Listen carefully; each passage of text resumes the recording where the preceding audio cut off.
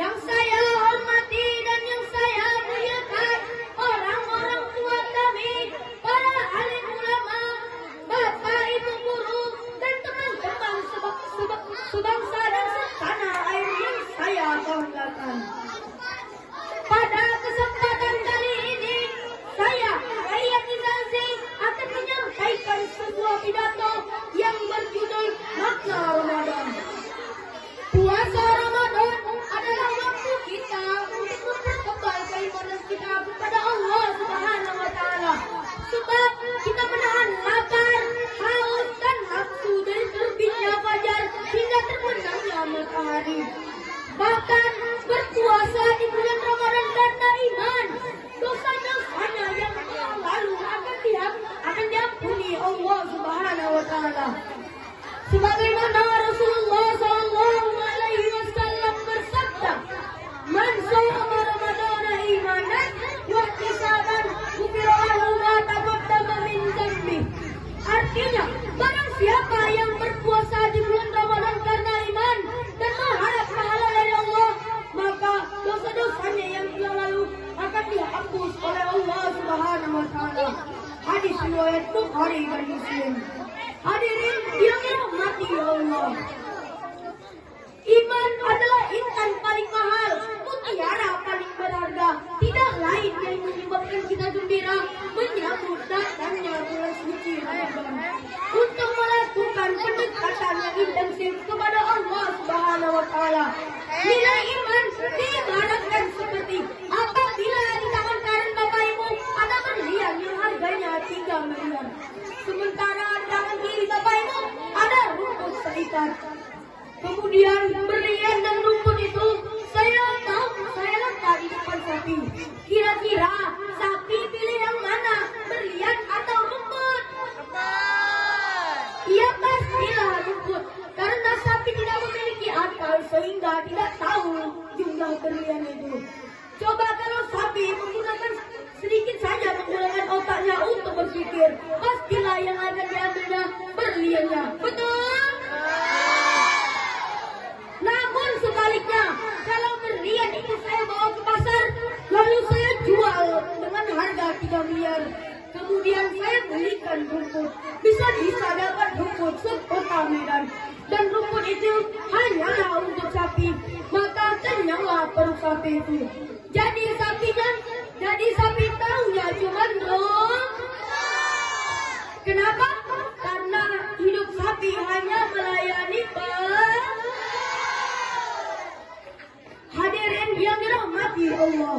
Bahkan kata Imam Ali, orang yang hidupnya hanya melayani perut adalah sapi. Bapak ibu yang ngomong ya.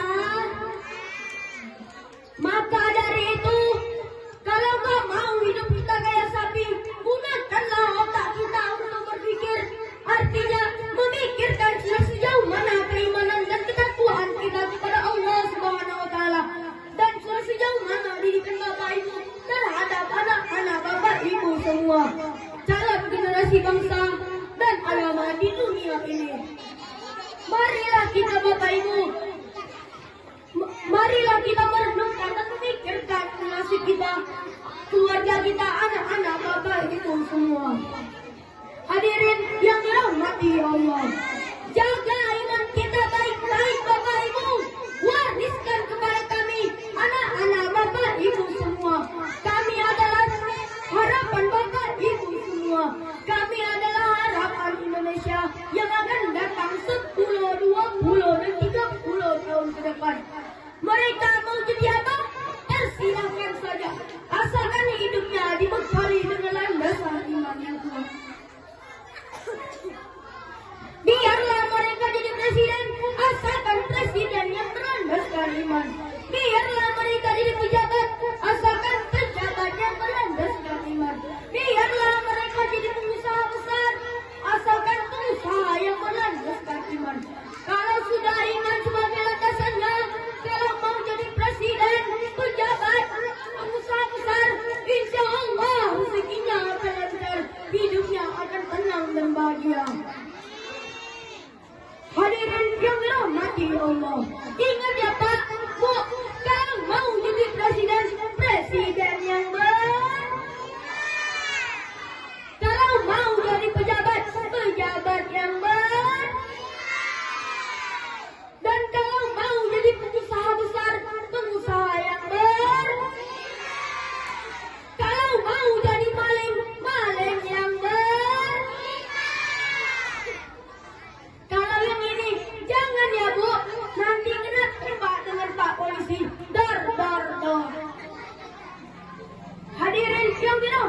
Allah. Kewajiban kita hanyalah berusaha, bekerja, dan berdoa. Kewajiban rezeki ialah yang mengejar-ngejar kita. Betul? Jadi, kita tidak perlu berbuat curang, menipu dalam mencari rezeki. Supaya apa? Supaya rezeki kita berkah dan terarah. Mungkin hanya ini yang dapat saya sampaikan. Lebih dan kurang saya mohon maaf. Kepada Allah saya mohon ampun.